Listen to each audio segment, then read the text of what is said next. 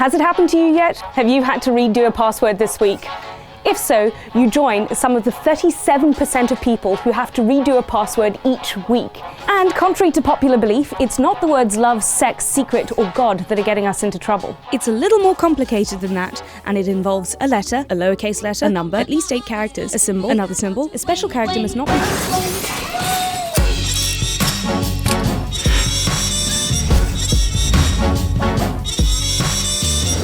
We are so bad at making passwords. The top 10 worst passwords of 2017 are 123456, password, 12345678, QWERTY, 12345, 123456789, let me in, 12345667, football, and I love you.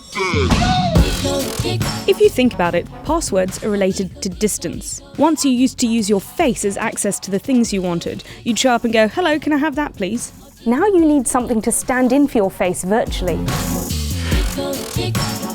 This graph shows the rate at which the world got online. It also shows the rate at which we put our private information online as well. In 1994, the first web purchase is made, and of course it's a pizza because people don't change. In 1995, banks start offering account services online. In 2004, Gmail is launched. In 2007, the iPhone is launched. And by 2012, 1 billion people are active monthly users on Facebook. And we need passwords for all this stuff, and we need to remember them.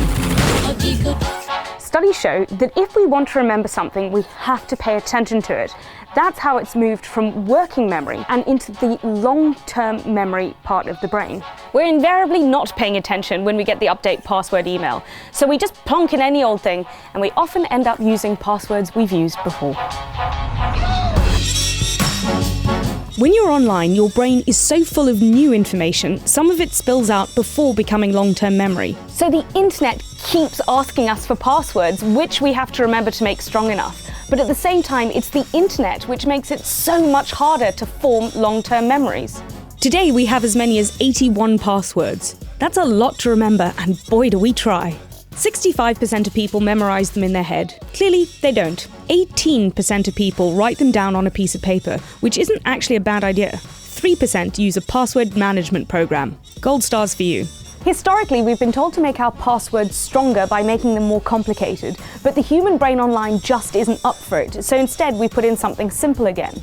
Now the advice is make it longer rather than what you think is random. The internet is changing our memory, so it's likely you're going to have to redo a password in the next few days. Just remember, when you do, just make sure it's better than these.